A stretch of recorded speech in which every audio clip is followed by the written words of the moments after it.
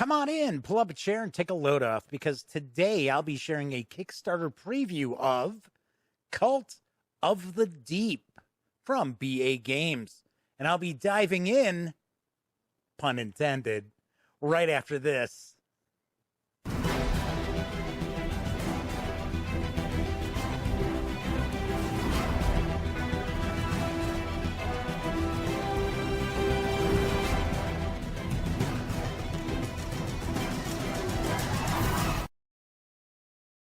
Howdy, howdy, howdy, gang. Welcome once again to the Duct Tape Studios. I'm Jeff McAleer, your host here at the Gaming Gang channel. As I mentioned in the open, I am going to be sharing a bit of a Kickstarter preview for you in just a moment. But first, I do want to remind you, if you like this video, by all means, please give it a quick thumbs up. Subscribe to the Gaming Gang channel if you haven't already. And if you do subscribe, ding that bell. It'll not only let you know when I upload videos such as this Kickstarter preview, but also inform you when my live stream, the Gaming Gang Dispatch, airs right here on YouTube Monday through Thursday nights as I bring you the latest in tabletop gaming news. Of course, when you're not watching videos on the Gaming Gang channel, be sure to visit thegaminggang.com for all latest in gaming news, reviews, and a whole lot more. You know the drill. Get your geek on at thegaminggang.com. So I am going to be sharing a Kickstarter preview of Cult of the Deep, which is from BA Games. It's designed by Sam Stockton, with artwork provided by David Lee, Liam Peters, Mara Elko, Jeanette Ramos, and Charles Walton. This game is for 4 to 8 players. It's for ages 14 and up and plays in around 45 to 75 minutes. Although I have to admit, I think 75 minutes is a bit of an outlier. I don't think the game will really take that much time. I think even with 8 players, should be finishing up once everybody knows how to play in about an hour. Cult of the Deep is coming soon to Kickstarter. Do want to mention that the fine folks over at BA Games were kind enough to provide me with this prototype we're going to be taking a look at, but neither I nor anyone else affiliated with the Gaming Gang has received any other sort of compensation from BA Games or anyone else to share my thoughts about this Kickstarter project. It's very important that you know that. That said, swing on over to the other camera because I've got Cult of the Deep already kind of set up. So I've laid this out as if we had a 6-player game. So we see we've got these rituals that are up top here. And if we were playing 7 or 8 players, we would actually have 4 rituals. We would have an additional ritual board up here. We have our ritual deck. We've got some tokens. We also have some metallic coins. We've got our various different dice. And essentially what Cult of the Deep is a dice-chucking social deduction game. That's essentially what this is at its heart. First off, let me show you the rules real quick. They're pretty short, not a whole lot to go through. I will mention that there are a few minor quibbles that I would have with the rule book. Hopefully it gets another pass before it gets finalized, because there are a few things like a timing issue. Also, when it's showing the components in that, it's easy enough to figure out what are the role cards, what are the character class cards, what are the sigil cards. But it would have been probably a lot easier for people to jump right in if it had showed this in the rules here. But pretty short rule book, plenty of examples. And this is for 4 to 8 players. We have a Necromancer variant. That is the Necromancer card. So if you want to play with the Necromancer. There's also some rules for 4-player game that are a little bit different. And then we get some little optional rules tossed in there as well. So essentially what's happening in Cult of the Deep is that each of the players are members of this sort of Lovecraftian cult. And each of them will have their own role. So we've got the high priest, who essentially needs to finish the game alive for them to win. We've got the faithful. Faithful is essentially looking to keep the high priest alive. We've got Kabbalists, who are essentially looking to overthrow the leadership of the cult, and they win if the high priest is killed and at least one Kabbalist remains. We've got two different kinds of heretics who essentially are looking to wipe everybody out, even possibly themselves. And they have a little bit of a different win condition if they die. Because one aspect of this game that's a bit different than other social deduction games such as, and I know many people are going to be comparing Cult of the Deep to this game, Bang, or actually Bang the Dice game, actually more so. But the thing is, there's no player elimination with this. If your character is killed, you come back as a wraith. So I like that. I thought that was very cool. I really did like that. So as an example, let's say, okay, so we get our roll. You're going to just basically shuffle these up and deal them out to each of the players. Depending on how many players you have will determine what roles are present and how many of them. Of course, there's always a high priest. So everyone's going to get their roll. And once they do that, whoever has the high priest is going to reveal it, because everyone knows who the high priest is for the cult. Next, what we're going to do is they're almost like character classes, right? What's your job essentially? And everybody gets their own special ability. So we've got the astrologer, the blood mage, guardian. As you can see, the artwork on these cards is really nicely done. Librarian, merchant, alchemist, sorceress, assassin. So you're going to shuffle these up. And this is actually revealed face up. Okay, so I've got the assassin. Next thing you're going to do is you're going to count out the health. These are the health points for that character. So we've got 17. We're going to do that. Or if you want, you can keep them off to the side regardless. So we've got that. So let's say, for the sake of argument, we've got some other roll. So that would remain hidden. Only the high priest is revealed. Everybody else remains hidden.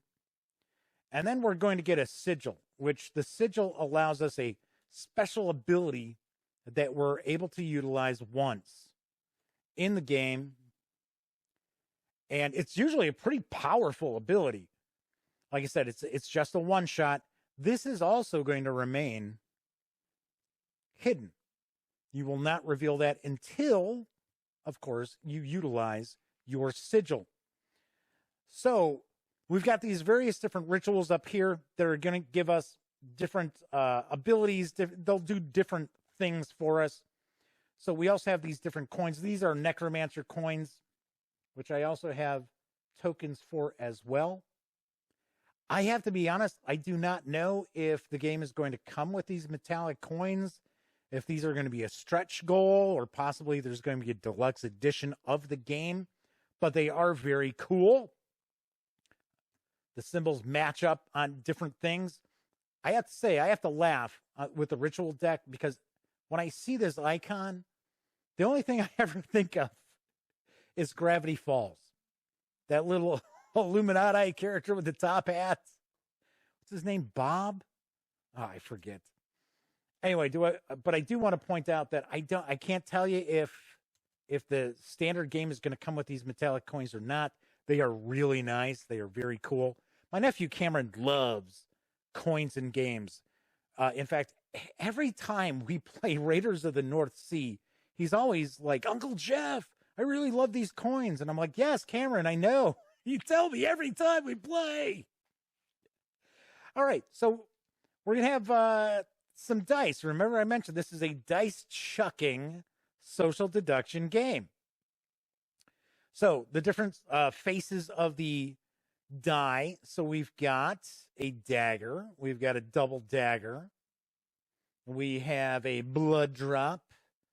We've got, right here, we've got the parchment and the ancients, as well as cosmos. This will do 1 point of damage to any character. That does 2 points of damage. This will heal a point or gain you a point of health because you can have more than your starting value. This could be used for rituals or, depending on the character class that you've got, you'll notice here they all have the different icons. That will activate if you commit a die to your character. You'll be able to activate your special ability. We also have over here, this is the ancient, or ancients, it should be really.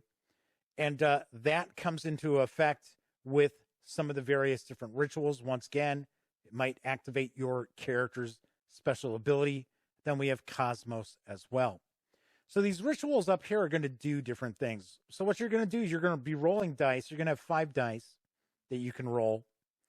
And then you're going to commit them.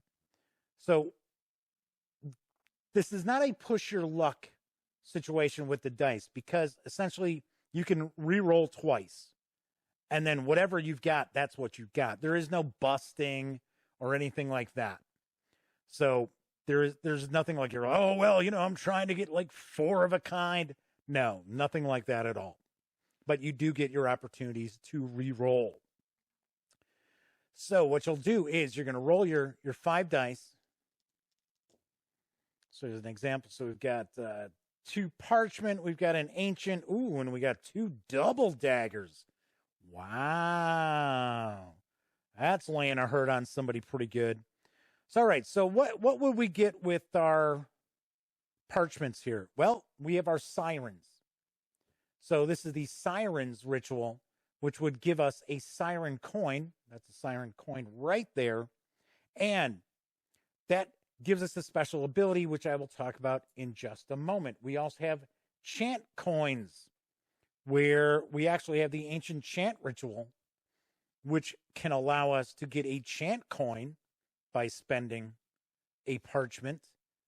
We could spend the ancient on that as well. We don't have any of the cosmos where we could use for the astral rift. So just to move things along, let's say I'm going to keep these dice because, first of all, I like these. So once you've rolled your dice, now you're going to commit your dice. So I would say, for an example, say, okay, maybe I'm going to put this on one player, and that goes to another player. I then commit these dice here. Now let's do like that. Let's do this like so. And what the heck? We'll do that. So now I've committed. That's what I want to do with my dice, right? That went on a player card. That went on some other player's card. Now we have a response phase. So players can do different things before I get to actually take advantage of what I've done, before I resolve what I've laid out here. So essentially what will happen is that sometimes players have a special effect, right? So my special ability here is during the resolve phase. So if I had a Cosmos die, I could have put that on here. So during any resolve phase, I would be able to cause another cultist. I pay a life to have somebody lose 2 additional life if they had lost life points. So that's what the assassin does. We've got the other coins, right? So for an example, the siren coin is during any cultist response phase, you can spend a coin to recommit one of their dice to another cultist or a ritual of your choice. So as an example, maybe it'd be like, all right, so somebody's attacking me. I'm going to spend my, wrong coin. I'm going to spend my siren coin, and I'm going to put that on somebody else's. And it just goes around the table until everybody's done trying to make changes, which is essentially, that's what the response phase is. People trying to make changes to what's going on with the dice that have been committed. Should point out with the chant coin, this is during the commit phase. You can spend this and to change the face of a die. So when I was putting these dice out, I could have spent, if I had one, right? I could have spent that, and I could change the face of a die, although I cannot change it to a double dagger. That's the one thing I cannot do. These other dice here, these are the Kraken dice. Unleash the Kraken. So it's a 4-sided die, and there is a Kraken ritual. See, we've got more rituals here because we're actually going to complete rituals, and some might get discarded and some you might keep to give you a new special ability. But one of them is the Kraken, and the Kraken actually, you put the 4-sided die on another player's card, and then whenever they're going to roll their dice, they have to roll this, and whatever the result is going to be how many life points they lose. So, yeah, pretty nasty there. All right, so as an example, let's say we do what I've got set up, right? So I would basically get a siren coin, I would get a couple of chant coins, and I would have done 2 points damage to one player and another 2 points to another player, and that would be it. That would be my turn. So what happens when you run out of health, right? All right, somebody has knocked the assassin out, has killed the assassin. So what happens now is you would actually be rolling Wraith dice.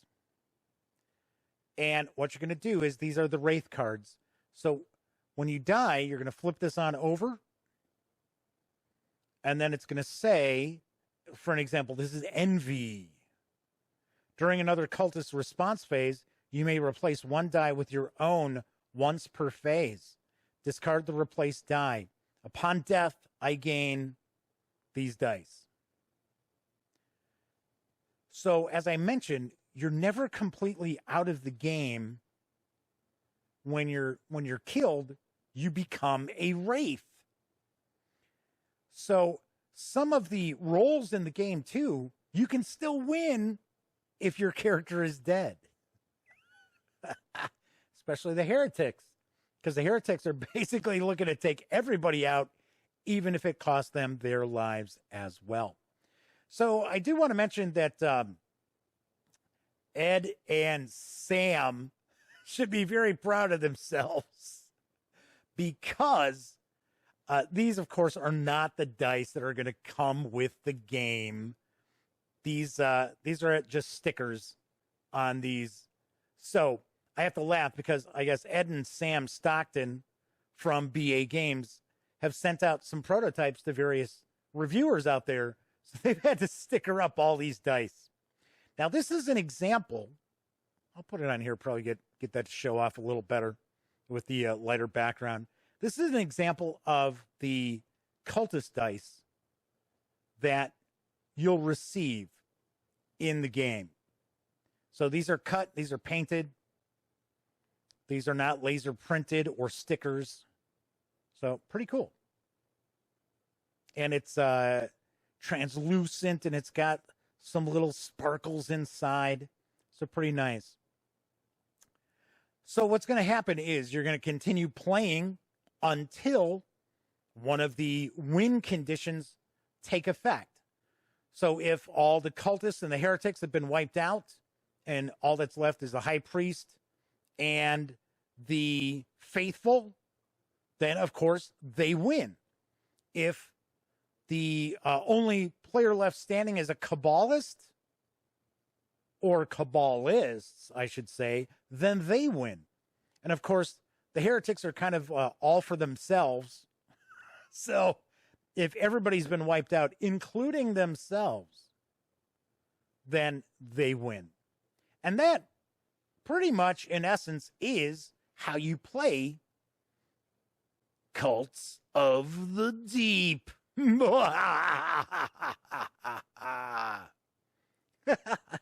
Swing on over to the other camera because I'll share my final thoughts on Cult of the Deep. What do I think of Cult of the Deep? I had to say, the game that most people will draw some comparisons to is obviously enough going to be Bang the Dice game from Da Vinci Games.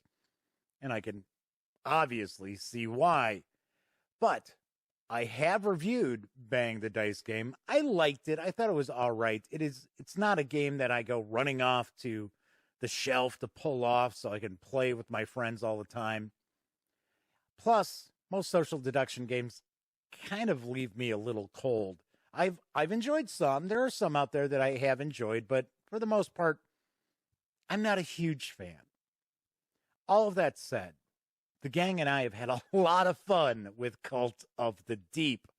I like the theme. I think the theme is very cool. It's not necessarily Lovecraftian, but I look at it as being kind of Lovecraftian, a little Cthulhu mythos-ish, although the artwork doesn't really reflect that. The theme really doesn't reflect that. Although it could be the cult of Dagon that they're worshiping. Could be. We've had a lot of fun with it. Like I said, I like the fact that we've got the different rituals, and they're all going to be different every time you play. It's not the same experience. You're not going to start with specific rituals and then move on to other ones. It's all random. So I like the fact that the players are performing rituals. That's thematic in the game. Adds another nice wrinkle to it. I think the component quality, all in all, is pretty well done. The custom die that I received looks pretty cool. I definitely dig these metallic coins. And of course, my nephew Cameron did as well. And I gotta say, once again, I don't know if these will be part of the core game or if these will be in a deluxe edition, or maybe they're a stretch goal, but they are very, very cool. A couple of things that I have minor quibbles. For one, the rule book, I really do think the rule book needs just another pass through before it's finalized. There were a couple of things that we took a little longer than I would have liked to try to figure out. As I pointed out, the card backings are not in the rule book, so it might take a little longer for everybody to figure out, well, what deck is what? Because there are a few different small decks of cards. So I would hope that they'll add that and just kind of tighten up the rules presentation a little bit. We were able to figure everything out, but I would like to see this tightened up a little bit. Also, the card stock.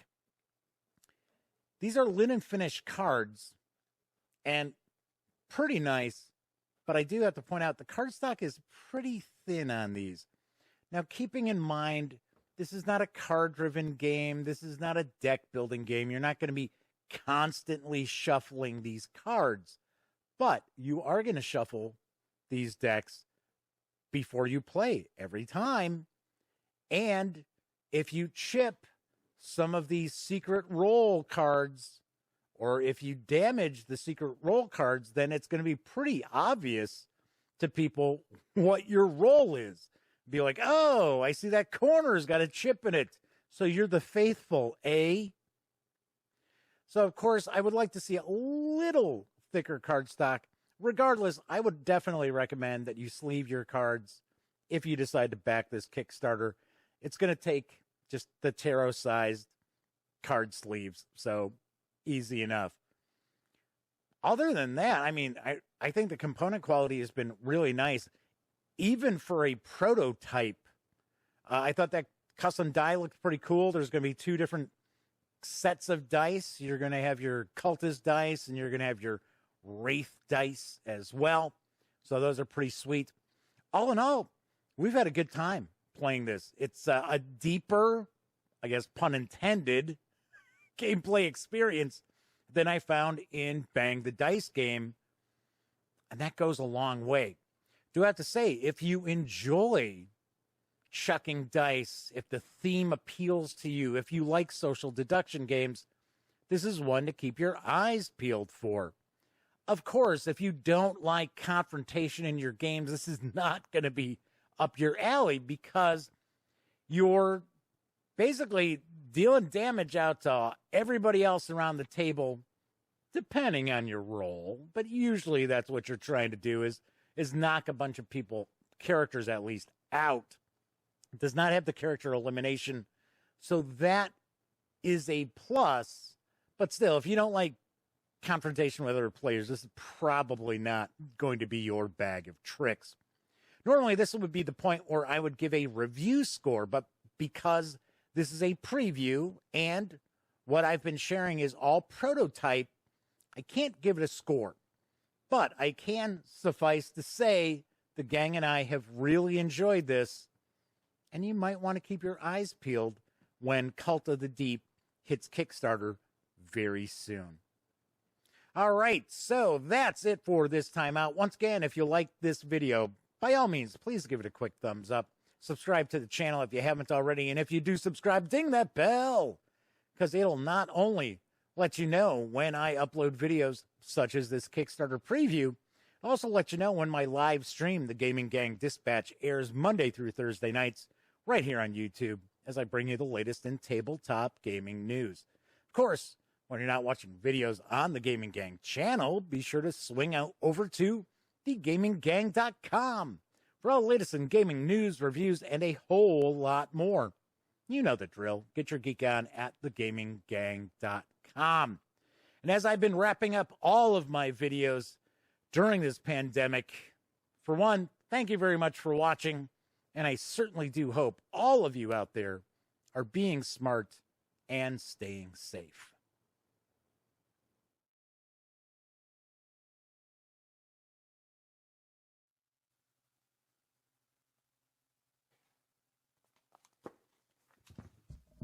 Oh, you're still here. Well, if that's the case, if you'd like to subscribe to the Gaming Gang channel, by all means, click right here. And if you'd like to check out one of our recent live streams, click right up top. And if you want to roll the dice and see what the algorithm for YouTube recommends, click right here.